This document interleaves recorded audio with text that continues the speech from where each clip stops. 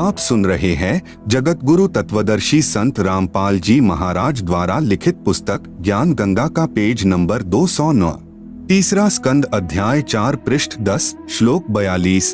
ब्रह्मा अहम महेश्वरः फिलते प्रभावात् सर्वे वयम जनि युता न यदातु नित्याः के अन्ये सुराः शतमख प्रमुखाः च नित्या नित्या त्वमेव जन्नी प्रकृतिः पुराणा।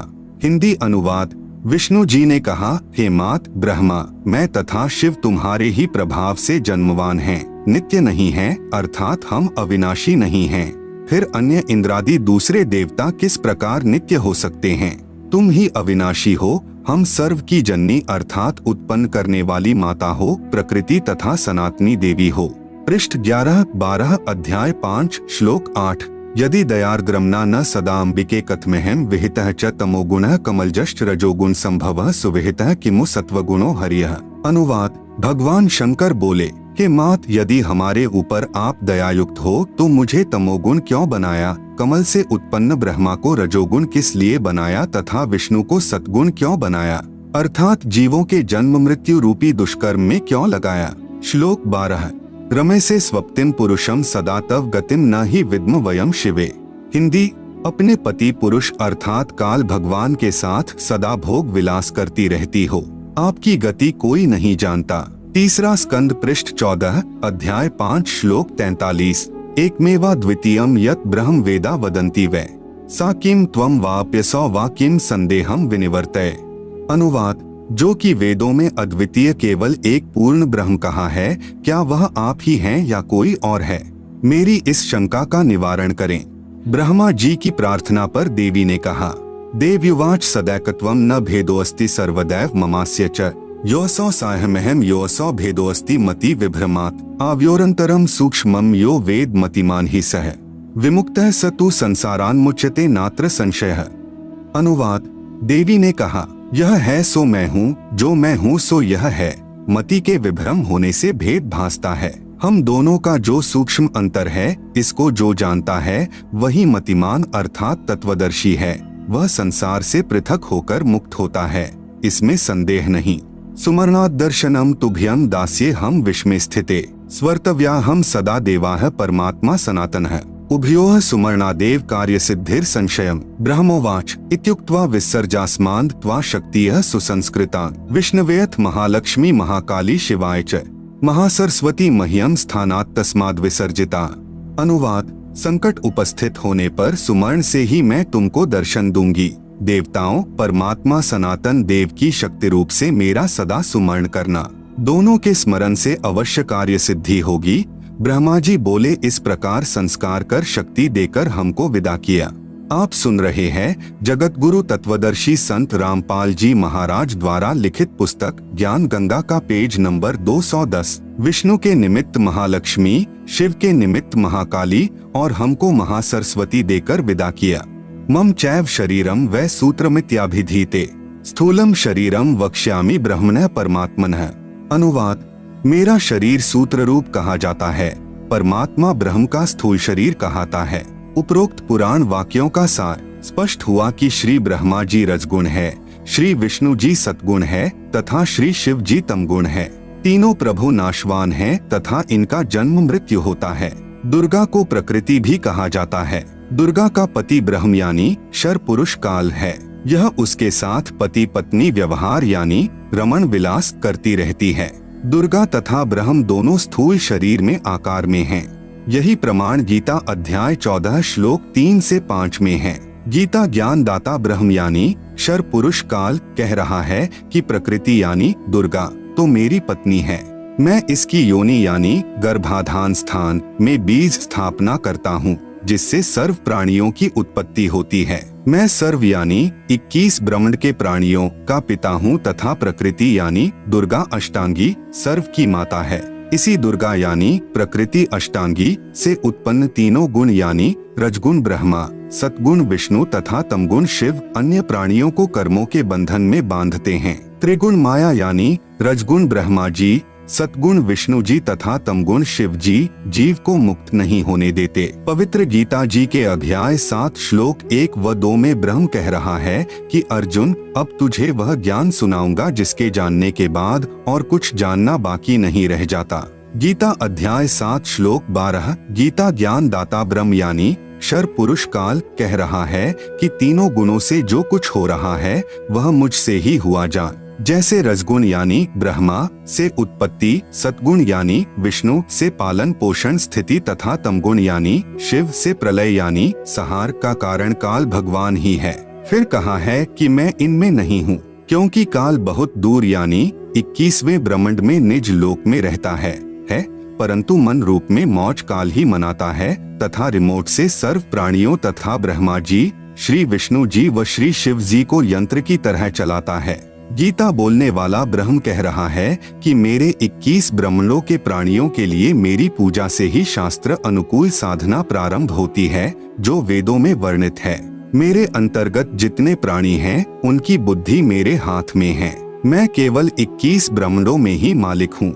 इसलिए गीता अध्याय 7 श्लोक 12 से 15 तक जो भी तीनों गुणों से यानी रजगुण ब्रह्मा से जीवों की उत्पत्ति, सतगुण विष्णु जी से स्थिति तथा तमगुण शिव जी से संहार जो कुछ भी हो रहा है, उसका मुख्य कारण मैं यानी ब्रह्म काल की हूँ। क्योंकि काल को 1 लाख मानव शरीरधारी प्राणियों के शरीर को मारकर मैल को खाने का श्राप लगा है। आप सुन रहे हैं जगत गुरु तत्वदर्शी संत रामपाल जी महाराज द्वारा लिखित पुस्तक ज्ञान गंगा का पेज नंबर 211।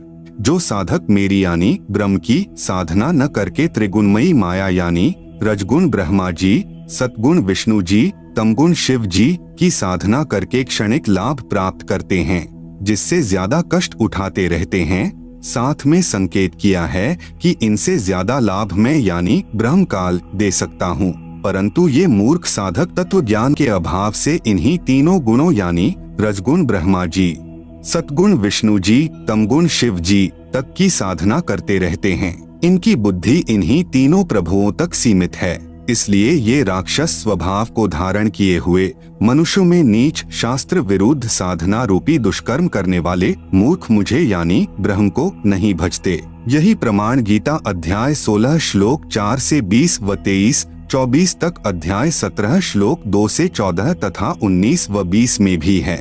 विचार करें, रावण ने भगवान शिव जी को मृत्युंजय, अजर अमर, सर्वेश्वर मानकर भक्ति की, 10 बार शीश काट कर समर्पित कर दिया, जिसके बदले में युद्ध के समय 10 शीश रावण को प्राप्त हुए, परंतु मुक्ति नहीं हुई, राक्षस कहलाया।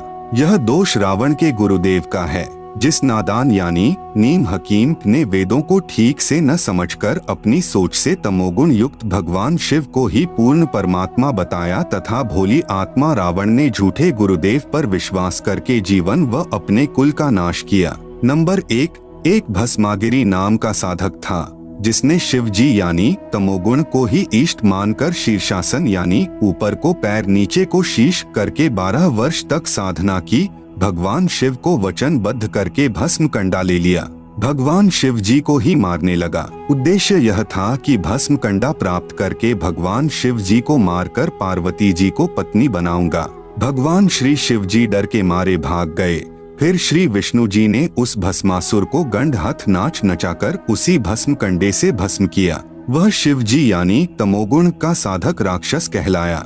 हिरण्यकशिपु ने भगवान ब्रह्मा जी यानी रजोगुण की साधना की तथा राक्षस कहलाया। नंबर 2, एक समय आज यानी सन 2006 से लगभग 335 वर्ष पूर्व हरिद्वार में हर की पैड़ियों पर यानी शास्त्र विधि रहित साधना करने वालों के कुंभ पर्व की परबी का संयोग हुआ। वहां पर सर्व यानी त्रिगुण उपासक महात्मा जन स्नानार्थ पहुँचे।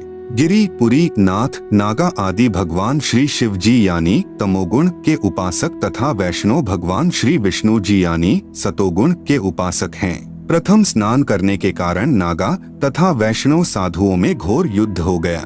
लगभग 25,000 त्रिगुण उपासक मृत्यु को प्राप्त हुए। जो व्यक्ति जरा सी बात पर नरसंहार यानी कत्ले आम कर देता है, वह साधु है या राक्षस, स्वयं विचार करें। आम व्यक्ति भी कहीं स्नान कर रहे हों और कोई व्यक्ति आकर कहे कि मुझे भी कुछ स्थान स्नान के लिए देने की कृपा करें। शिष्टाचार के नाते कहते हैं कि आओ आप भी स्नान कर लो। इधर उधर होकर आने वाले को स्थान दे देते हैं। आप सुन रहे हैं जगत गुरु तत्वदर्शी संत रामपाल जी महाराज द्वारा लिखित पुस्तक ज्ञान गंगा का पेज नंबर 212।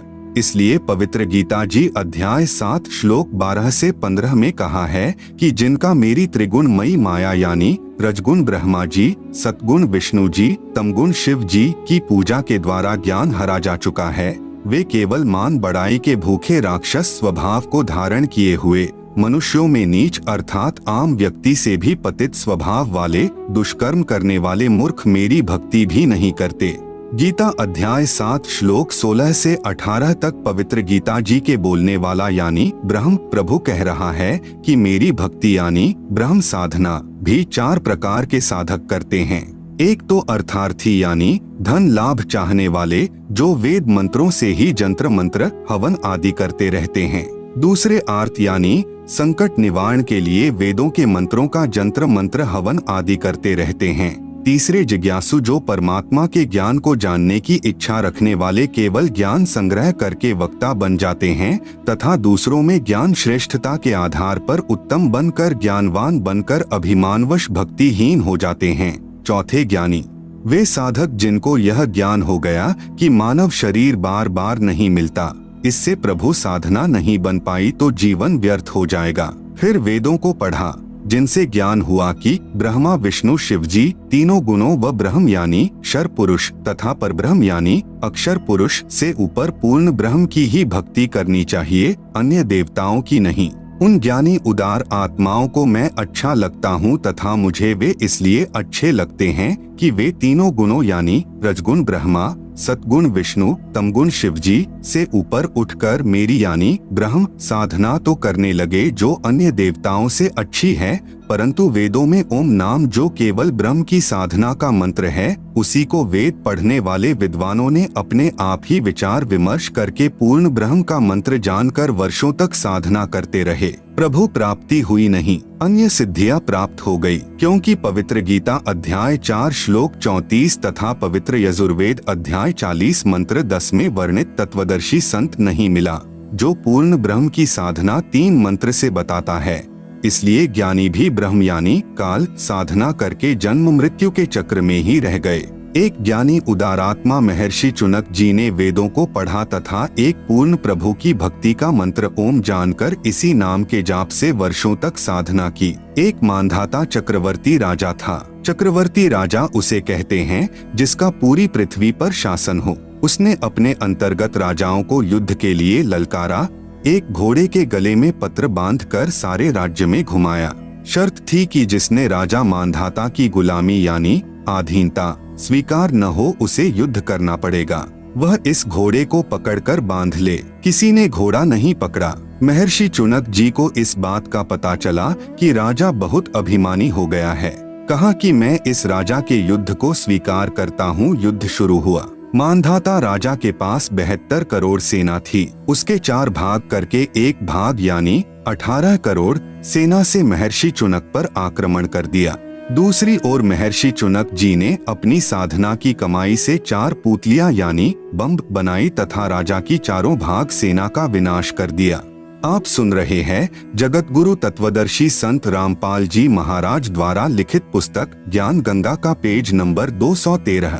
विशेष श्री ब्रह्मा जी, श्री विष्णु जी, श्री शिव जी तथा ब्रह्म व परब्रह्म की भक्ति से पाप तथा पुण्य दोनों का फल भोगना पड़ता है। पुण्य स्वर्ग में तथा पाप नरक में व 84 लाख प्राणियों के शरीर में नाना यातनाएं भोगनी पड़ती हैं। जैसे ज्ञानी आत्मा श्री चुनक जी ने जो ओम नाम के जाप की कमाई की उससे कुछ तो सिद्धि शक्ति यानी 4 पुतलियां बनाकर में समाप्त कर दिया, जिससे महर्षि कहलाया। कुछ साधना फल को महास्वर्ग में भोग कर फिर नरक में जाएगा तथा फिर 84 लाख प्राणियों के शरीर धारण करके कष्ट पर कष्ट सहन करेगा। जो 72 करोड़ प्राणियों यानी सैनिकों का संहार वचन से किया था उसका भोग भी भोगना होगा। चाहे कोई हथियार से हत्या करे, चाहे वचन रूपी तलवार से, दोनों को समान दंड प्रभु देता है।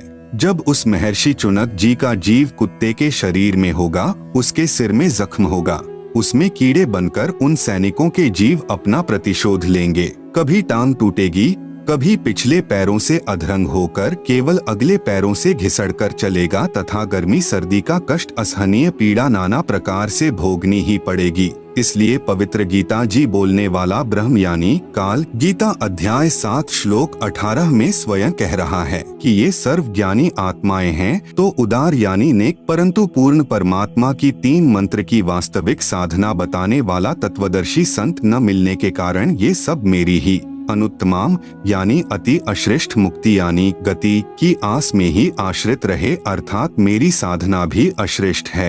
इसलिए पवित्र गीता जी अध्याय 18 श्लोक 62 में कहा है कि हे अर्जुन तू सर्व भाव से उस पूर्ण परमात्मा की शरण में चला जा जिसकी कृपा से ही तू परम शांति तथा सनातन परम धाम यानी सतलोक को प्राप्त होगा। पवित्र गीता जी को श्री कृष्ण जी के शरीर में प्रेतवत प्रवेश करके ब्रह्म यानी काल ने बोला। फिर कई वर्षों उपरांत पवित्र गीता जी तथा पवित्र चारों वेदों को महर्षि व्यास जी के शरीर में प्रेतवत प्रवेश करके स्वयं ब्रह्म यानी क्षर पुरुष द्वारा लिपिबद्ध भी स्वयं ही किए हैं। इनमें परमात्मा कैसा है, कैसे उसकी भक्ति करनी है तथा क्या उपलब्धि होगी, ज्ञान तो पूर्ण वर्णन है परंतु पूजा की विधि केवल ब्रह्म यानी क्षर पुरुष अर्थात ज्योति निरंजन काल तक की ही है।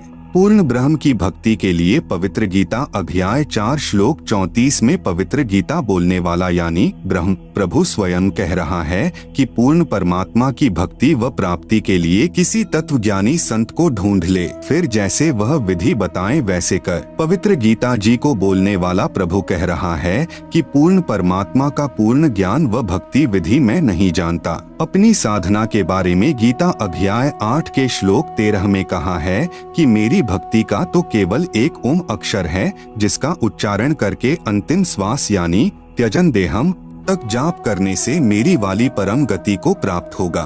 फिर गीता अध्याय 7 श्लोक 18 में कहा है कि जिन प्रभु चाहने वाली आत्माओं को तत्वदर्शी संत नहीं मिला जो पूर्ण ब्रह्म की साधना जानता हो, इसलिए वे उदारात्माएं मेरे वाली अनुत्तमाम यानी अति अनुत्तम परम गति में ही आश्रित हैं। पवित्र गीता जी बोलने वाला प्रभु स्वयं कह रहा है कि मेरी साधना से होने वाली गति अर्थात मुक्ति भी अति अश्रेष्ठ है। आप सुन रहे हैं जगत गुरु तत्वदर्शी संत रामपाल जी महाराज द्वारा लिखित पुस्तक ज्ञान गंगा का पेज नंबर 214। अन्य देवताओं यानी रजगुण ब्रह्मा जी, सतगुण विष्णु जी, तमगुण शिव जी की पूजा अनजान ही करते हैं। अध्याय 7 के श्लोक 20 में कहा है कि जिसका संबंध अध्याय 7 के श्लोक 15 से लगातार है। श्लोक 15 में कहा है कि त्रिगुणमयी माया यानी जो रजगुण ब्रह्मा जी, सतगुण विष्णु जी, तमगुण शिव जी की पूजा तक सीमित हैं तथा इन्हीं से प्राप्त क्षणिक सुख के द्वारा जिनका ज्ञान हरा जा चुका है, ऐसे असुर स्वभाव को धारण किए हुए नीच व्यक्ति दुष्कर्म करने वाले मूर्ख मुझे नहीं भजते। अध्याय 7 के श्लोक 20 में उन भोगों की कामना के कारण जिनका ज्ञान हरा जा चुका है, वे अपने स्वभाव वश प्रेरित होकर अज्ञान अंधकार वाले नियम के आश्रित अन्य देवताओं को पूजते हैं। अध्याय 7 के श्लोक 21 में कहा है कि जो भक्त जिस देवता के स्वरूप को श्रद्धा से पूजना चाहता है, उस भक्त की श्रद्धा को मैं उसी देवता के प्रति स्थिर करता हूँ। अध्याय 7 के श्लोक 22 में कहा है कि वह जिस श्रद्धा से युक्त होकर जिस देवता का पूजन करता है, क्योंकि उस देवता से मेरे द्वारा ही विधान किए हुए कुछ इच्छित भोगों को प्राप्त करते हैं। जैसे मुख्यमंत्री कहे कि नीचे के अधिकारी मेरे ही नौकर हैं, मैंने उनको कुछ अधिकार दे रखे हैं जो उनके यानी अधिकारियों के ही आश्रित हैं, वह लाभ भी मेरे द्वारा ही दिया जाता है परंतु पूर्ण लाभ नहीं है। अध्याय 7 के श्लोक 23 में वर्णन है कि परंतु उन मंद बुद्धि वालों का वह फल नाशवान होता है। देवताओं को पूजने वाले देवताओं को प्राप्त होते हैं। मदभक्त यानी मतावलंबी जो वेदों में वर्णित भक्ति विधि अनुसार भक्ति करने वाले भक्त भी मुझको प्राप्त होते हैं, अर्थात काल के जाल से कोई बाहर नहीं है। विशेष अध्याय 7 के श्लोक 20 से 23 में कहा है कि वे जो भी साधना किसी भी पितृ, भूत, देवी देवता आदि की पूजा स्वभाव वश करते हैं, मैं यानी ब्रह्म काल की उन मंद बुद्धि लोगों यानी भक्तों को उसी देवता के प्रति आसक्त करता हूँ। वे नादान साधक देवताओं से जो लाभ पाते हैं, मैंने यानी काल ने ही देवताओं को कुछ शक्ति दे रखी है, उसी के आधार पर उनके यानी देवताओं के पुजारी देवताओं को प्राप्त हो जाएंगे। परंतु उन बुद्धिहीन साधकों की वह पूजा 84 लाख योनियों में शीघ्र ले जाने वाली है, तथा जो मुझे यानी काल को भजते हैं वे तप्त शिला पर फिर मेरे महास्वर्ग यानी ब्रह्मलोक में चले जाते हैं और उसके बाद जन्म मरण में ही रहेंगे, मोक्ष प्राप्त नहीं होगा। भावार्थ है कि देवी देवताओं व ब्रह्मा, विष्णु, शिव तथा माता से भगवान ब्रह्म की साधना अधिक लाभदायक है। भले ही महास्वर्ग में गए साधक का स्वर्ग समय 1 महाकल्प तक भी हो सकता है, परंतु महास्वर्ग में शुभ कर्मों का सुख भोग कर फिर नरक तथा अन्य प्राणियों के शरीर में भी कष्ट बना रहेगा। पूर्ण मोक्ष नहीं, अर्थात काल जाल से मुक्ति नहीं। आप सुन रहे हैं जगत गुरु तत्वदर्शी संत रामपाल जी महाराज द्वारा लिखित पुस्तक ज्ञान गंगा का पेज नंबर 215। अन्य प्रमाण पवित्र गीता व पवित्र वेदों में अन्य देवताओं की पूजा तथा पितर पूजा यानी श्राद्ध निकालना तथा भूत पूजा यानी अस्थियां उठाना अर्थात फूल उठाना, पिंड भरवाना, मंडियों की पूजा करना मना किया है। पवित्र चारों वेदों अनुसार साधना का परिणाम केवल स्वर्ग महास्वर्ग प्राप्ति मुक्ति नहीं। पवित्र गीता अध्याय 9 के श्लोक 20-21 में कहा है कि जो मनोकामना यानी सकाम सिद्धि के लिए मेरी पूजा तीनों वेदों में वर्णित साधना शास्त्र अनुकूल करते हैं, वे अपने कर्मों के आधार पर महास्वर्ग में आनंद मनाकर फिर जन्म मरण में आ जाते हैं। अर्थात यज्ञ चाहे शास्त्रानुकूल भी हो, उनका एकमात्र लाभ सांसारिक भोग, स्वर्ग और फिर नरक व 84 लाख योनियां ही हैं। जब तक तीनों मंत्र यानी ओम तथा तत् व सत सांकेतिक पूर्ण संत से प्राप्त नहीं होते। अध्याय 9 के श्लोक 22 में कहा है कि जो निष्काम भाव से मेरी शास्त्रानुकूल पूजा करते हैं, उनकी पूजा की साधना की रक्षा में स्वयं करता हूँ, मुक्ति नहीं। शास्त्र विधि विरुद्ध साधना पतन का कारण। पवित्र गीता अध्याय 9 के श्लोक 23-24 में कहा है कि जो व्यक्ति अन्य देवताओं को पूजते हैं, वे भी मेरी यानी काल जाल में रहने वाली पूजा ही कर रहे हैं, परंतु उनकी यह पूजा अविधि पूर्वक है, अर्थात शास्त्र विरुद्ध है। भावार्थ है कि अन्य देवताओं को नहीं पूजना चाहिए, क्योंकि संपूर्ण यज्ञों का भोक्ता व स्वामी मैं ही हूँ। वे भक्त मुझे अच्छी तरह नहीं जानते, इसलिए पतन को प्राप्त होते हैं, नरक व 84 लाख जूनियों का कष्ट। जैसे गीता अध्याय 3 श्लोक 14-15 में कहा है कि सर्व यज्ञों में प्रतिष्ठित अर्थात सम्मानित जिसको यज्ञ समर्पण की जाती है, वह परमात्मा सर्वगतम ब्रह्म यानी पूर्ण ब्रह्म है। वही कर्माधार बनाकर सर्व प्राणियों को प्रदान करता है, परंतु पूर्ण संत न मिलने तक सर्व यज्ञों का भोग यानी आनंद काल मन रूप में ही भोगता है। इसलिए कह रहा है कि मैं सर्व यज्ञों का भोक्ता व स्वामी हूँ। श्राद्ध निकालने यानी पितर पूजने वाले पितर बनेंगे, मुक्ति नहीं। गीता अध्याय 9 के श्लोक 25 में कहा है कि देवताओं को पूजने वाले देवताओं को प्राप्त होते हैं, पितरों को पूजने वाले पितरों को प्राप्त होते हैं, भूतों को पूजने यानी पिंड दान करने वाले भूतों को प्राप्त होते हैं, अर्थात भूत बन जाते हैं। शास्त्रानुकूल यानी पवित्र वेदों व गीता अनुसार पूजा करने वाले मुझको ही प्राप्त होते हैं, अर्थात काल द्वारा निर्मित स्वर्ग व महास्वर्ग आदि में कुछ ज्यादा समय मौज कर लेते हैं। आप सुन रहे हैं जगत गुरु तत्वदर्शी संत रामपाल जी महाराज द्वारा लिखित पुस्तक ज्ञान गंगा का पेज नंबर 216। विशेष जैसे कोई तहसीलदार की नौकरी यानी सेवा पूजा करता है तो वह तहसीलदार नहीं बन सकता। हाँ, उससे प्राप्त धन से रोजी रोटी चलेगी, अर्थात उसके अधीन ही रहेगा। ठीक इसी प्रकार जो जिस देव यानी श्री ब्रह्मा देव, श्री विष्णु देव तथा श्री शिव देव अर्थात त्रिदेव की पूजा यानी नौकरी करता है, तो उन्हीं से मिलने वाला लाभ ही प्राप्त करता है। त्रिगुणमयी माया अर्थात तीनों गुण यानी रजगुण ब्रह्मा जी, सतगुण विष्णु जी, तमगुण शिव जी की पूजा का निषेध पवित्र गीता अध्याय 7 श्लोक 12 से 15 तथा 20 से 23 तक में भी है। इसी प्रकार कोई पितरों की पूजा यानी नौकरी सेवा करता है तो पितरों के पास छोटा पितर बनकर उन्हीं के पास कष्ट उठाएगा। इसी प्रकार कोई भूतों यानी प्रेतों की पूजा यानी सेवा करता है तो भूत बनेगा, क्योंकि सारा जीवन जिसमें आसक्ति बनी है अंत में उन्हीं में मन फंसा रहता है। जिस कारण से उन्हीं के पास चला जाता है। कुछ एक का कहना है कि पितर भूत देव पूजाएं भी करते रहेंगे, आपसे उपदेश लेकर साधना भी करते रहेंगे। ऐसा नहीं चलेगा। जो साधना पवित्र गीता जी में व पवित्र चारों वेदों में मना है वह करना शास्त्र विरुद्ध हुआ। जिसको पवित्र गीता अध्याय 16 श्लोक 23-24 में मना किया है कि जो शास्त्र विधि त्याग कर मनमाना आचरण यानी पूजा करते हैं वे न तो सुख को प्राप्त करते हैं, न परम गति को तथा न ही कोई कार्य सिद्ध करने वाली सिद्धि को ही प्राप्त करते हैं, अर्थात जीवन व्यर्थ कर जाते हैं। इसलिए अर्जुन तेरे लिए कर्तव्य यानी जो साधना के कर्म करने योग्य हैं तथा अकर्तव्य यानी जो साधना के कर्म नहीं करने योग्य हैं की व्यवस्था यानी नियम में शास्त्र ही प्रमाण हैं, अन्य साधना वर्जित हैं। इसी का प्रमाण मार्कंडे पुराण यानी गीता प्रेस गोरखपुर से प्रकाशित पृष्ठ 237 पर है, जिसमें मार्कंडे पुराण तथा ब्रह्म पुराणांक इकट्ठा ही जिल्द किया है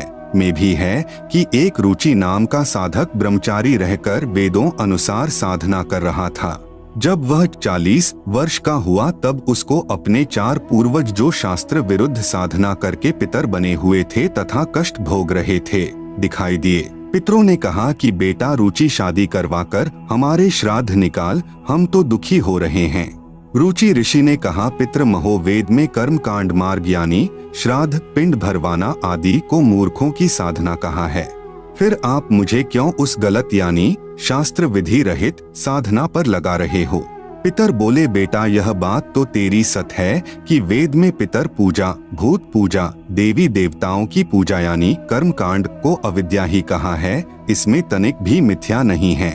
इसी उपरोक्त मार्कंडे पुराण में इसी लेख में पितरों ने कहा कि फिर पितर कुछ तो लाभ देते हैं विशेष, यह अपनी अटकलें पितरों ने लगाई है, वह हमने नहीं पालन करना, क्योंकि पुराणों में आदेश किसी ऋषि विशेष का है जो पितर पूजने, भूत या अन्य देव पूजने को कहा है, परंतु वेदों में प्रमाण न होने के कारण प्रभु का आदेश नहीं है। इसलिए किसी संत या ऋषि के कहने से, प्रभु की आज्ञा का उल्लंघन करने से सजा के भागी होंगे।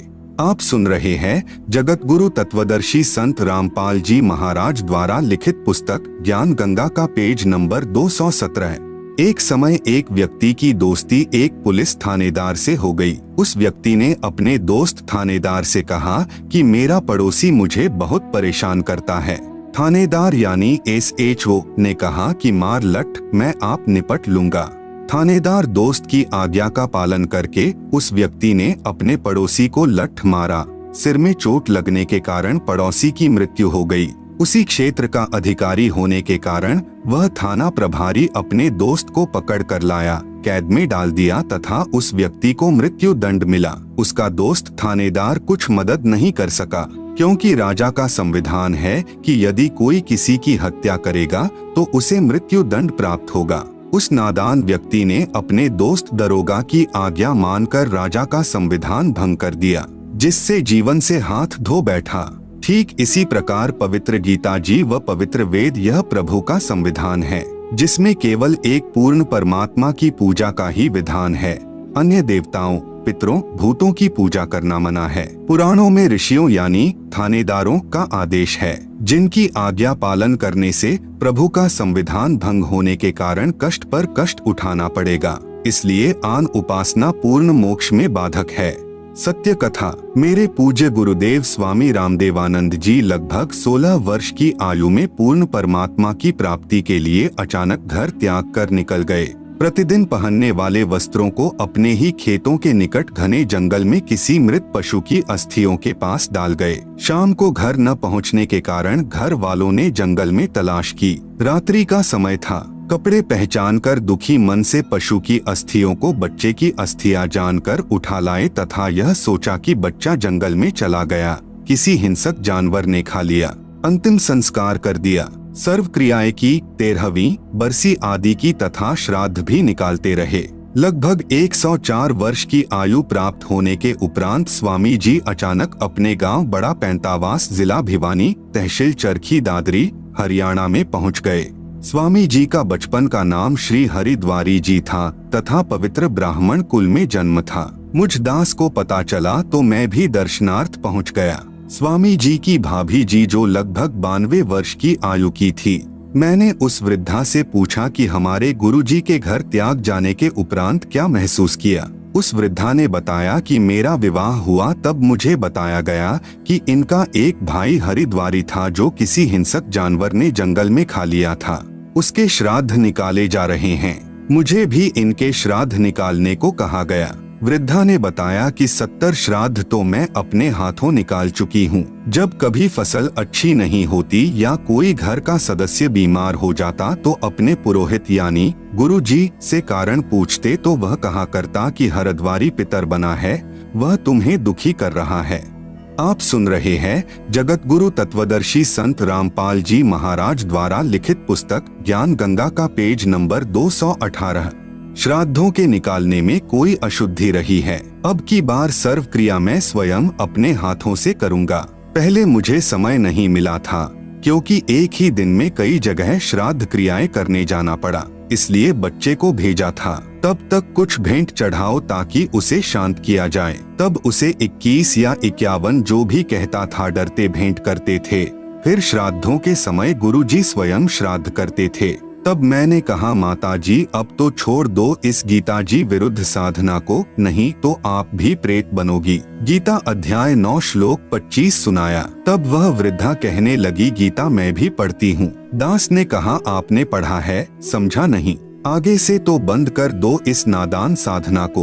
वृद्धा ने उत्तर दिया न भाई, कैसे छोड़ दे श्राद्ध निकालना, यह तो सदियों पुरानी लाक यानी परंपरा है। यह दोष भोली आत्माओं का नहीं है, यह दोष मूर्ख गुरुओं यानी नीम हकीमों का है, जिन्होंने अपने पवित्र शास्त्रों को समझे बिना मनमाना आचरण यानी पूजा का मार्ग बता दिया, जिस कारण न तो कोई कार्य सिद्ध होता है, न परम गति तथा न कोई सुख ही प्राप्त होता है। प्रमाण पवित्र गीता अध्याय 16 श्लोक 23-24। अब दास की प्रार्थना है कि शिक्षित वर्ग अवश्य ध्यान दे तथा शास्त्र विधि अनुसार साधना करके पूर्ण परमात्मा के सनातन परम धाम यानी शाश्वतम स्थानम अर्थात सतलोक को प्राप्त करें, जिससे पूर्ण मोक्ष तथा परम शांति प्राप्त होती है।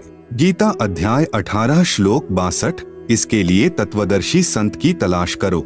गीता अध्याय 4 श्लोक 34। एक श्रद्धालु ने कहा कि मैं आपसे उपदेश लेकर आप द्वारा बताई साधना भी करता रहूंगा तथा श्राद्ध भी निकालता रहूंगा तथा अपने घरेलू देवी देवताओं को भी उपरले मन से पूजता रहूंगा, इसमें क्या दोष है? मुझ दास की प्रार्थना, संविधान की किसी भी धारा का उल्लंघन कर देने पर सजा अवश्य मिलेगी, इसलिए पवित्र गीता जी व पवित्र चारों वेदों में वर्णित व वर्जित विधि के विपरीत साधना करना व्यर्थ है।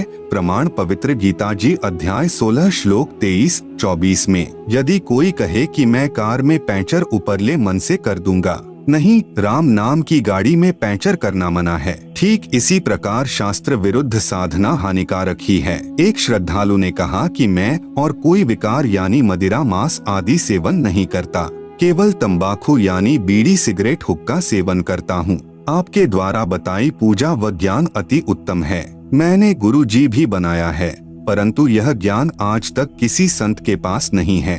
मैं 25 वर्ष से घूम रहा हूँ तथा 3 गुरुदेव बदल चुका हूँ।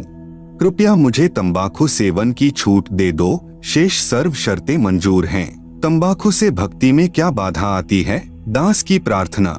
दास ने प्रार्थना की कि अपने शरीर को ऑक्सीजन की आवश्यकता है। आप सुन रहे हैं जगत गुरु तत्वदर्शी संत रामपाल जी महाराज द्वारा लिखित पुस्तक ज्ञान गंगा का पेज नंबर 219।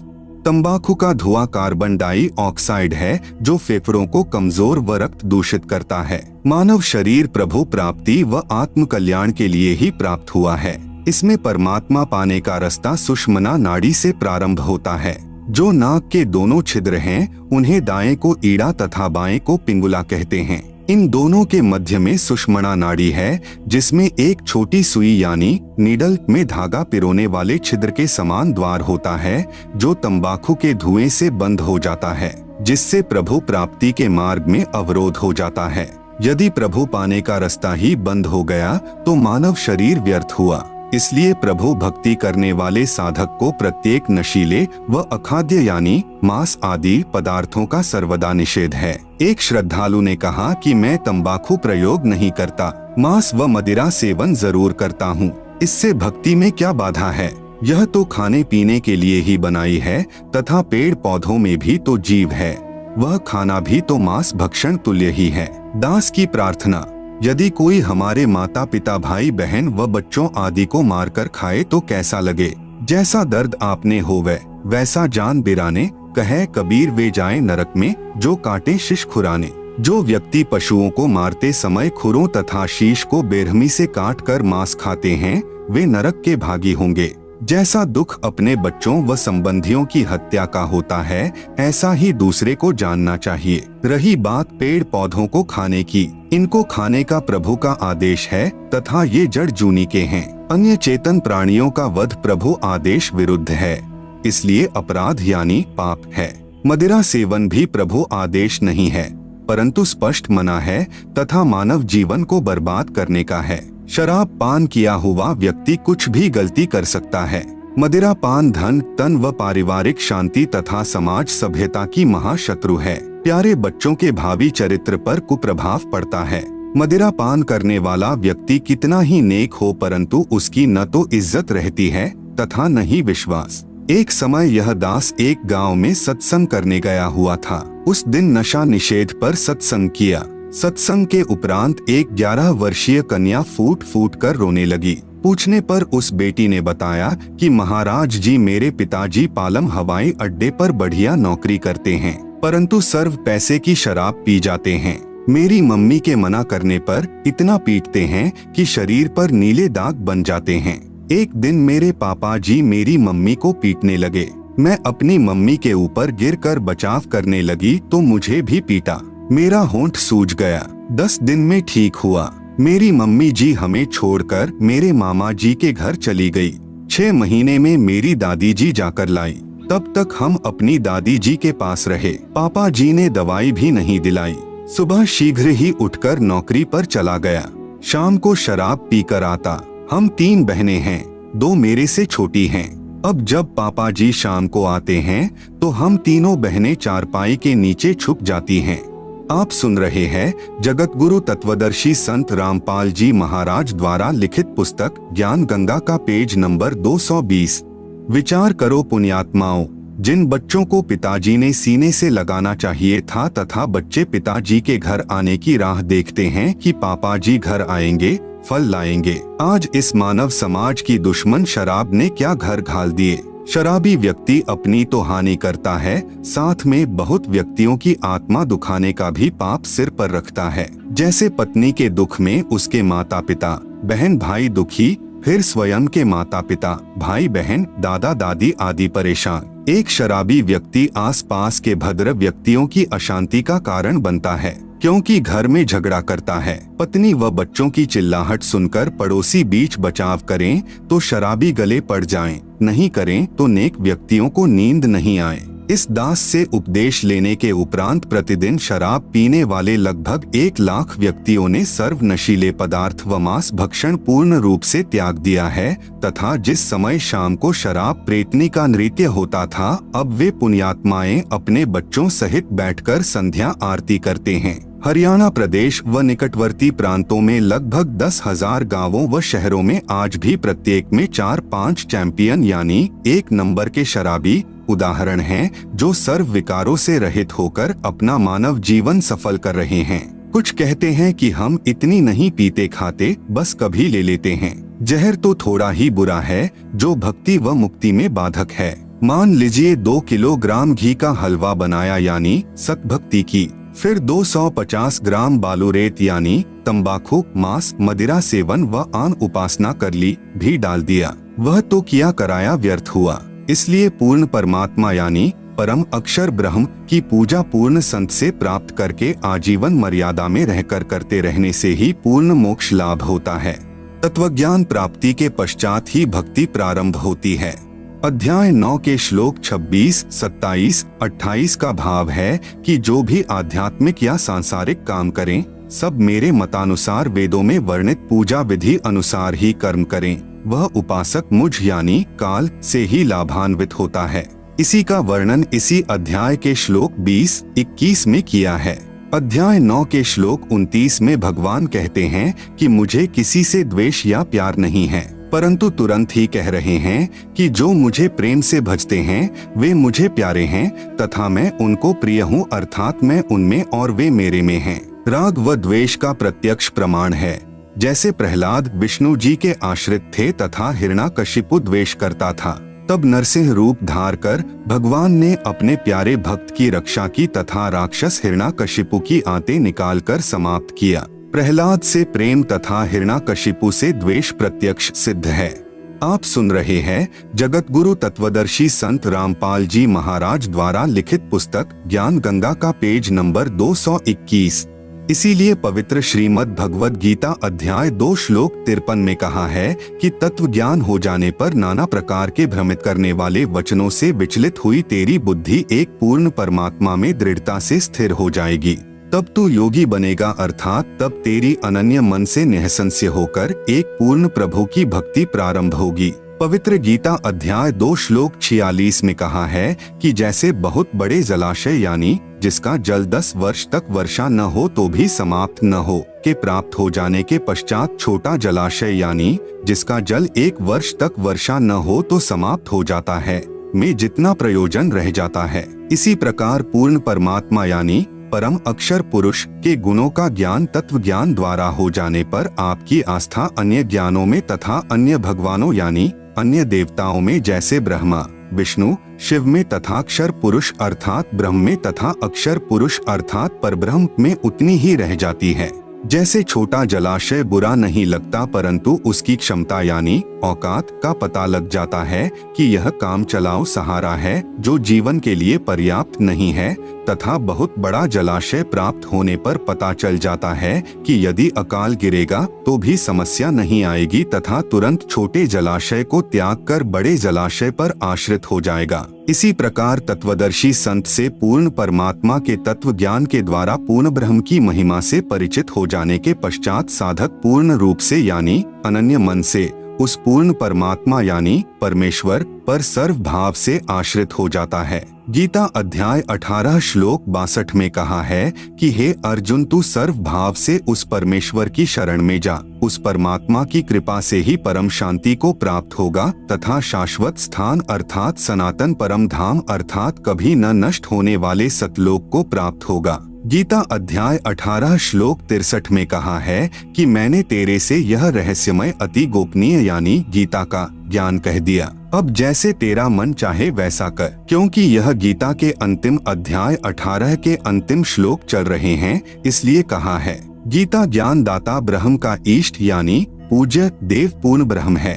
गीता अध्याय 18 श्लोक 64 में कहा है कि एक सर्वगुप्त से गुप्त ज्ञान एक बार फिर सुन कि यही पूर्ण परमात्मा जिसके विषय में अध्याय 18 श्लोक 62 में कहा है मेरा पक्का पूज्य देव है, अर्थात मैं यानी ब्रह्मक्षर पुरुष भी उसी की पूजा करता हूँ। यह तेरे हित में कहूँगा, क्योंकि यही जानकारी गीता ज्ञान दाता प्रभु ने गीता अध्याय 15 श्लोक 4 में भी दी है, जिसमें कहा है कि मैं उसी आदि पुरुष परमेश्वर की शरण में हूँ। इसलिए यहाँ कहा कि यही गुप्त से भी अतिगुप्त ज्ञान फिर सुन। विशेष अन्य गीता के अनुवादकर्ताओं ने गलत अनुवाद किया है। इष्टः असि में दृढ़म इति का अर्थ किया है कि तू मेरा प्रिय है। आप सुन रहे हैं जगत गुरु तत्वदर्शी संत रामपाल जी महाराज द्वारा लिखित पुस्तक ज्ञान गंगा का पेज नंबर 222, जबकि अर्थ बनता है अध्याय 18 का श्लोक 64। सर्वगुह्यतमं भूयः श्रेणु में परमं वचः इष्टः असि में दृढ़म इति ततः वक्ष्यामि ते हितम। अनुवाद सर्वगुह्यतमं यानी संपूर्ण गोपनीयों से अति गोपनीय में यानी मेरे, परमम यानी परम रहस्ययुक्त, हितम यानी हितकारक, वचः यानी वचन, ते यानी तुझे, भूयः यानी फिर, वक्ष्यामि यानी कहूँगा, ततः यानी इसे, श्रेणु यानी सुन, इति यानी यह पूर्ण ब्रह्म में यानी मेरा, दृढ़म यानी पक्का निश्चित, इष्टः यानी पूज्य देव, असि यानी है। गीता अध्याय 18 श्लोक 65 में गीता ज्ञान दाता प्रभु यानी काल भगवान क्षर पुरुष कह रहा है कि यदि मेरी शरण में रहना है तो मेरी पूजा अनन्य मन से कर, अन्य देवताओं यानी ब्रह्मा, विष्णु, शिव तथा पितरों आदि की पूजा त्याग दे, फिर मुझे ही प्राप्त ही होगा, अर्थात ब्रह्म लोक बने महास्वर्ग में चला जाएगा। मैं तुझे सत प्रतिज्ञा करता हूँ, तू मेरा प्रिय है। गीता अध्याय 18 श्लोक 66 में कहा है कि यदि एकम यानी उस अद्वितीय अर्थात जिसकी तुलना में अन्य न हो, उस एक सर्वशक्तिमान, सर्व ब्रह्मांडों के रचनहार, सर्व के धारण पोषण करने वाले परमेश्वर की शरण में जाना है, तो मेरे स्तर की साधना जो ओम नाम के जाप की कमाई तथा अन्य धार्मिक शास्त्र अनुकूल यज्ञ साधनाएं मुझ में छोड़, जिससे तू मेरे ऋण से मुक्त हो जाएगा। उस एकम यानी अद्वितीय अर्थात जिसका कोई सानी नहीं है की शरण में व्रज यानी जा। मैं तुझे सर्व पापों यानी काल के ऋणों से मुक्त कर दूंगा, तू चिंता मत कर। विशेष गीता के अन्य अनुवादकर्ताओं ने श्लोक 66 का अनुवाद गलत किया है। व्रज का अर्थ आना किया है, जबकि व्रज का अर्थ जाना होता है। कृपया वास्तविक अनुवाद निम्न पढ़े। अध्याय 18 का श्लोक 66। सर्वधर्मान परित्यज्य माम एकम शरणम व्रज अहम त्वा सर्वपापेभ्यः मोक्षयिष्यामि मा शुचः।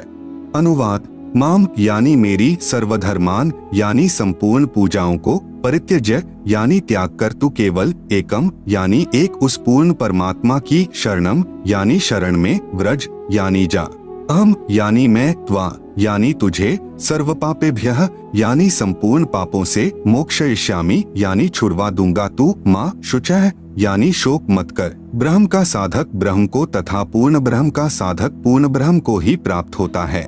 गीता अध्याय 8 श्लोक 5 से 10 व 13 तथा गीता अध्याय 17 श्लोक 23 में निर्णायक ज्ञान है। गीता अध्याय 8 श्लोक 13 में कहा है कि मुझ ब्रह्म की साधना का तो केवल एक ओम अक्षर है जो उच्चारण करके जाप करने का है। जो साधक अंतिम श्वास तक जाप करता है वह मेरी परम गति को प्राप्त करता है। अपनी परम गति को गीता ज्ञान दाता प्रभु ने अध्याय 7 श्लोक 18 में अति अनुत्तम अर्थात अति घटिया कहा है। आप सुन रहे हैं जगत गुरु तत्वदर्शी संत रामपाल जी महाराज द्वारा लिखित पुस्तक ज्ञान गंगा का पेज नंबर 223।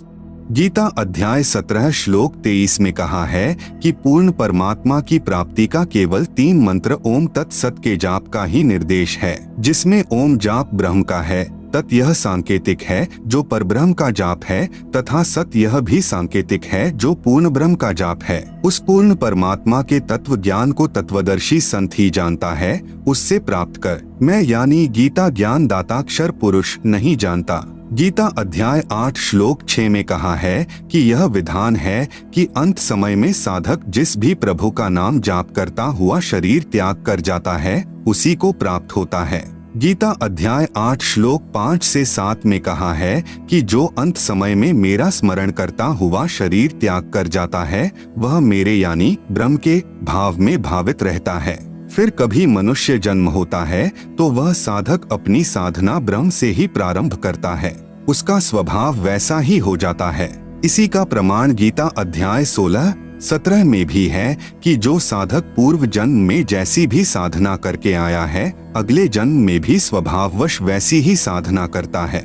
गीता अध्याय 8 श्लोक 7 में कहा है कि सब समय में मेरा स्मरण कर तथा युद्ध भी कर, निसंदेह मुझको ही प्राप्त होगा।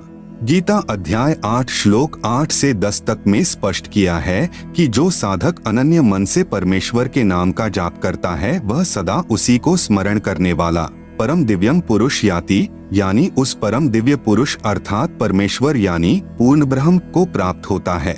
अध्याय 8 श्लोक 8। जो साधक अनादि सर्व के नियंता सूक्ष्म से अति सूक्ष्म सबके धारण पोषण करने वाले सूर्य की तरह स्वप्रकाशित अर्थात तेजोमय शरीर युक्त अज्ञान रूप अंधकार से परे कविम यानी कबीरदेव सच्चिदानंद घन परमेश्वर का स्मरण करता है। अध्याय 8 श्लोक 9। वह भक्ति युक्त साधक 3 मंत्र के जाप की साधना की शक्ति यानी नाम जाप की कमाई से अंत समय में शरीर त्याग कर जाते समय त्रिकुटी पर पहुंचकर अभ्यास वश सार नाम का स्मरण करता हुआ उस दिव्य रूप अर्थात तेजोमय अर्थात साकार परम पुरुष यानी परमेश्वर को ही प्राप्त होता है। अध्याय 8 श्लोक 10 ब्रह्म यानी क्षर पुरुष की साधना अनुत्तम यानी घटिया है। गीता अध्याय 2 श्लोक 12 तथा अध्याय 4 श्लोक 5 तथा अध्याय 7 श्लोक 18 में कहा है कि मैं यानी गीता ज्ञानदाता नाशवान हूँ।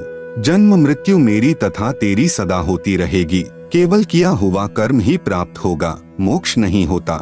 मेरी साधना करने वाले भले ही उद्धार साधक हैं, परंतु वे भी मेरी अति घटिया यानी अनुत्तम साधना में ही व्यस्त हैं। इसलिए गीता अध्याय 18 श्लोक 62, 64, 66 में कहा है कि उस परमेश्वर की शरण में जा तथा मेरा पूज्य देव भी वही है। आप सुन रहे हैं जगत गुरु तत्वदर्शी संत रामपाल जी महाराज द्वारा लिखित पुस्तक ज्ञान गंगा का पेज नंबर 224। प्रार्थना। उपरोक्त 3 मंत्र की साधना मुझ दासों के भी दास यानी रामपाल दास के पास उपलब्ध है, जो स्वयं पूर्ण परमात्मा कबीरदेव ने अपनी आत्माओं पर रहम यानी दया करके प्रदान की है। क्योंकि अब बिचली यानी मध्य वाली पीढ़ी चल रही है, क्योंकि कलयुग के प्रारंभ में अपने पूर्वज अशिक्षित थे। उस समय परमेश्वर के तत्व ज्ञान को नकली संतों, गुरुओं, महंतों तथा आचार्यों ने ऊपर नहीं आने दिया तथा कलयुग के अंत में सर्व व्यक्ति भक्तिहीन तथा महाविकारी हो जाएंगे। अब यह वर्तमान का समय 20वीं सदी से शिक्षित समाज प्रारंभ हुआ है। यह बिचली यानी मध्य वाली पीढ़ी अर्थात मनुष्य वंश चल रहा है। वास्तविक ज्ञान अपने सद्ग्रंथों में विद्यमान है, जिसे नकली संत, गुरु, आचार्य तथा महंत नहीं समझ सके, जिस कारण से सर्व भक्त समाज शास्त्र विरुद्ध ज्ञान के आधार से दंत कथाओं यानी लोकवेद पर आधारित होकर शास्त्र विधि त्याग कर मनमाना आचरण यानी पूजा करके अनमोल मानव जीवन व्यर्थ कर रहा है। शास्त्र विधि अनुसार साधना। नंबर 1, प्रथम चरण में ब्रह्म गायत्री मंत्र दिया जाता है, जो कमलों को खोलने का है। उपदेश प्राप्त करने वाला भक्तात्मा यह सोचेगा कि गुरु जी कह तो रहे थे कि तीनों गुणों यानी रजगुण ब्रह्मा, सतगुण विष्णु, तमगुण शिव की पूजा नहीं करनी है। मंत्र जाप उन्हीं के दिए हैं, उनके लिए निवेदन है कि यह पूजा नहीं है। हम काल के लोक में रह रहे हैं। यहाँ हमें जिस सुविधा की चाह होगी वह ब्रह्मा, विष्णु, शिव आदि ही प्रदान करेंगे। जैसे हमने बिजली का कनेक्शन यानी लाभ ले रखा है, उसका बिल यानी खर्चा भरना है। हम बिजली वाले मंत्री की या विभाग की पूजा नहीं कर रहे, हम उनका बिल भरेंगे तो बिजली का लाभ मिलता रहेगा। इसी प्रकार टेलीफोन यानी दूरभाष का बिल व पानी का बिल आदि अदा करते रहेंगे तो हमें सुविधाएं मिलती रहेंगी। आप शास्त्र विरुद्ध साधना करके भक्तिहीन हो गए हो, अर्थात आप पुण्यहीन हो गए हो, जिस कारण से आपको धन लाभ आदि नहीं हो रहा। यह दास यानी रामपाल दास आपका गारंटर यानी जिम्मेदार बनकर इस काल लोक की एक ब्रह्मांड की शक्तियों यानी ब्रह्मा, विष्णु, शिव, गणेश, माता आदि से आपको सर्व सुविधाएं पुनः प्रारंभ करवाएगा तथा आपने इस मंत्र के जाप से इनका बिल भरते रहना है। जो मंत्र प्रथम यानी सत्सुकृत अविगत कबीर है, यह आपकी पूजा है। यह पूर्ण परमात्मा है तथा सतम लाभ यानी फल प्राप्त होगा। सतम का अर्थ अविनाशी अर्थात हमें अविनाशी पद प्राप्त करना है। इस मंत्र के 4 महीने के बाद आपको सतनाम यानी सच्चा नाम और मिलेगा, जो 2 मंत्र का होगा। उसका एक मंत्र काल के 21 ब्रह्मांड का ऋण उतारने का है। उसकी कमाई करके हमने ब्रह्म यानी शर पुरुष अर्थात काल का ऋण उतारना है। फिर यह काल हमें सर्व पापों से मुक्त कर देगा। आप सुन रहे हैं जगत गुरु तत्वदर्शी संत रामपाल जी महाराज द्वारा लिखित पुस्तक ज्ञान गंगा का पेज नंबर 225। गीता अध्याय नंबर 18 के श्लोक नंबर 62 से 66 में वर्णन है। अध्याय नंबर 18 का श्लोक नंबर 62। तम एव शरणम गच्छ सर्वभावेन भारत तत्प्रसादात् पराम शांतिम स्थानम प्राप्स्यसि शाश्वतम। अनुवाद। भारत यानी हे भारत, तू सर्वभावेन यानी सब प्रकार से, तम यानी उस अज्ञान अंधकार में छुपे हुए परमेश्वर की, एव यानी ही, शरणम यानी शरण में, गच्छ यानी जा, तत्प्रसादात यानी उस परमात्मा की कृपा से ही तू, पराम यानी परम, शांतिम यानी शांति को तथा शाश्वतम यानी सदा रहने वाला सत, स्थानम यानी स्थान धाम लोक को, प्राप्स्यसि यानी प्राप्त होगा। अनुवाद। हे भारत, तू सब प्रकार से उस अज्ञान अंधकार में छुपे हुए परमेश्वर की ही शरण में जा। उस परमात्मा की कृपा से ही तू परम शांति को तथा सदा रहने वाला सत्स्थान धाम लोक को प्राप्त होगा। अध्याय नंबर 18 का श्लोक नंबर 66। सर्वधर्मान परित्यज्य माम एकम शरणम व्रज अहम त्वा सर्वपापेभ्यः मोक्षयिष्यामि मा शुचः। अनुवाद, माम यानी मेरी, सर्वधर्मान यानी संपूर्ण पूजाओं को, परित्यज्य यानी त्याग कर तू केवल, एकम यानी एक उस पूर्ण परमात्मा की, शरणम यानी शरण में, व्रज यानी जा, अहम यानी मैं, त्वा यानी तुझे, सर्वपापेभ्यः यानी संपूर्ण पापों से, मोक्षयिष्यामि यानी छुड़वा दूंगा तू, माँ शुचः यानी शोक मत कर। अनुवाद, मेरी संपूर्ण पूजाओं को त्याग कर तू केवल एक उस पूर्ण परमात्मा की शरण में जा, मैं तुझे संपूर्ण पापों से छुड़वा दूंगा, तू शोक मत कर। उपरोक्त श्लोकों का भावार्थ है कि काल यानी ब्रह्म अर्थात क्षर पुरुष कह रहा है कि अर्जुन तू मेरी शरण में रहना चाहता है तो जन्म तथा मृत्यु बनी रहेगी। यदि परम शांति तथा सतलोक जाना चाहता है तो उस पूर्ण परमात्मा की शरण में चला जा। उसके लिए मेरी सर्व धार्मिक पूजाएं अर्थात सतनाम के प्रथम मंत्र के जाप की कमाई मुझ में छोड़कर फिर सर्वभाव से उस एक यानी सर्वशक्तिमान अर्थात जिसके बराबर दूसरा न हो उस अद्वितीय परमेश्वर की शरण में चला जा, फिर मैं तुझे सर्व पापों यानी ऋणों से मुक्त कर दूंगा। तू चिंता मत कर तथा सतनाम के दूसरे मंत्र की कमाई हम परब्रह्म अर्थात अक्षर पुरुष को छोड़ देंगे, क्योंकि हमने अक्षर पुरुष के लोक से होकर सतलोक जाना है, उसका किराया देना है। फिर तीसरा मंत्र सत शब्द अर्थात सारनाम मिलेगा जो सतलोक में स्थायित्व प्राप्त कराएगा। यदि कोई व्यक्ति विदेश गया हो, वहाँ उस पर सरकार का ऋण हो, फिर वापस स्वदेश आना चाहेगा तो उसे पहले उस देश के ऋण से मुक्ति लेनी होगी। फिर नो ड्यू सर्टिफिकेट यानी ऋण मुक्त प्रमाण पत्र प्राप्त करना होगा, तब उसका वापस आने का पासपोर्ट बनेगा, नहीं तो उसे वापस नहीं आने दिया जाएगा। इसी प्रकार आप इस काल के लोक में शास्त्र विरुद्ध साधना करके भक्तिहीन होकर ऋणी हो गए हो। पहले आपको साहूकार बनाया जाएगा। उसके लिए कबीरदेव यानी कबीर साहेब या कबीर साहेब ने मुझ दास यानी संत रामपाल दास को अपना प्रतिनिधि यानी रिप्रेजेंटेटिव बनाकर भेजा है।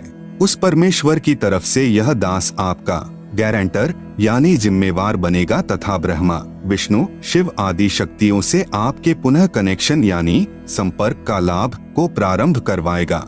आप सुन रहे हैं जगत गुरु तत्वदर्शी संत रामपाल जी महाराज द्वारा लिखित पुस्तक ज्ञान गंगा का पेज नंबर 226, जो आपने इनके मंत्र की कमाई करके किश्तों में बिल भरना है। जब तक आप यहाँ से मुक्त नहीं होते तब तक आपको सर्व भौतिक सुविधाएं जोर शोर से मिलती रहेंगी तथा आप पुण्यदान आदि करके अधिक भक्ति धनी बन सकोगे। दूसरे शब्दों में जैसे हमारे शरीर में कमल बने हैं, जब हम शरीर त्याग कर परमात्मा के पास जाएंगे तो हमें इन कमलों में से होकर जाना है। जैसे नंबर 1 मूल कमल में गणेश जी, नंबर 2 स्वाद कमल में सावित्री ब्रह्मा जी, नंबर 3 नाभि कमल में लक्ष्मी तथा विष्णु जी, नंबर 4 हृदय कमल में पार्वती और शिव जी, नंबर 5 कंठ कमल में दुर्गा यानी अष्टंगी है। इन कमलों से हम तब ही जा सकेंगे जब हम इनका ऋण अदा कर देंगे। प्रथम उपदेश से आपके सर्व कमल खिल जाएंगे अर्थात आप ऋण मुक्त हो जाओगे। जब आप अंत समय में शरीर छोड़कर चलोगे तो आपका रास्ता साफ मिलेगा अर्थात आपके सर्व ऋण मुक्त प्रमाण पत्र तैयार मिलेगा। परंतु हमने पूजा अपने मूल मालिक कबीरदेव यानी कबीर साहेब की करनी है। जैसे पतिव्रता पत्नी पूजा तो अपने पति की करती है, परंतु यथोचित आदर सबका करती है। जैसे देवर को पुत्रवत तथा जेठ को बड़े भाई की तरह तथा सास व ससुर को माता पिता की तरह, परंतु जो भाव अपने पति में होता है वह अन्य में नहीं हो सकता। ठीक इसी प्रकार कबीर परमेश्वर के भक्त को अपनी भक्ति सफल करनी है, इसलिए किसी अनजान के बहकावे में मत आना। पूर्ण विश्वास के साथ इस दास के द्वारा बताए भक्ति मार्ग पर लगे रहना। यह भक्ति सर्व शास्त्रों के आधार पर है। नंबर 2 दूसरे चरण में सतनाम प्रदान किया जाता है, जो 2 मंत्र का है। एक ओम, दूसरा तत् जो सांकेतिक है, केवल साधक को ही बताया जाता है। नंबर 3 तीसरे चरण में सार नाम दिया जाता है, जो 3 मंत्र का है। ओम तत् सत यानी तत् सत सांकेतिक हैं, जो साधक को ही बताए जाएंगे। इस प्रकार सार नाम यानी जो 3 मंत्र का बन जाएगा। के स्मरण अभ्यास से साधक परम दिव्य पुरुष अर्थात परमेश्वर कबीरदेव को प्राप्त होगा तथा सतलोक में परम शांति अर्थात पूर्ण मोक्ष को प्राप्त हो जाएगा। विशेष वर्तमान में यह वास्तविक साधना मुझ दास के अतिरिक्त किसी के पास नहीं है। यदि कोई मुझ दास से चुराकर स्वयं गुरु बनकर नकली शिष्य बना रहा हो तो उस मनुष्य जीवन के दुश्मन से सावधान रहें। वह अनधिकारी होने के कारण अपना जीवन भी नष्ट कर रहा है तथा नादान अनुयायियों को भी नरक का भागी बना रहा है। उसे काल का भेजा दूत जाने। शंका समाधान। नंबर 1, प्रश्न उपरोक्त गीता सार से तो सिद्ध होता है कि ब्रह्मा जी, विष्णु जी तथा शिव जी की पूजा व्यर्थ है, परंतु मैं तो 30 वर्ष से श्री शिव जी की पूजा कर रहा हूँ तथा भगवान श्री कृष्ण जी मेरे बहुत प्रिय हैं। मैं इन प्रभुओं को नहीं छोड़ सकता, मेरा इनसे विशेष लगाव हो चुका है। श्री गीता जी का नित्य पाठ करता हूँ।